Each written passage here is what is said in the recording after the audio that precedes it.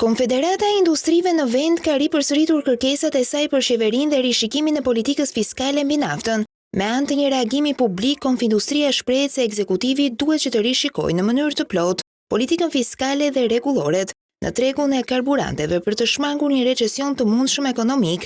Vlerësimet e modelit ekonomik shqiptar tregojnë që rritja me 30% e çmimit të derisotëm të karburanteve krijon inflacion me të paktën 6% dhe një rënje të PBB-s me 2.8 deri në 3%, thuhet në deklaratë.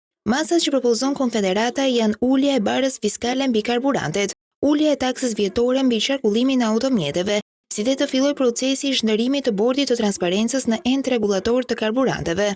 Ndërhyrja me ulje 20% të vlerës së akcizës vetëm kur çmimi i naftës arrin në 220 lekë për litër, është i pamjaftueshëm dhe i pakuptim.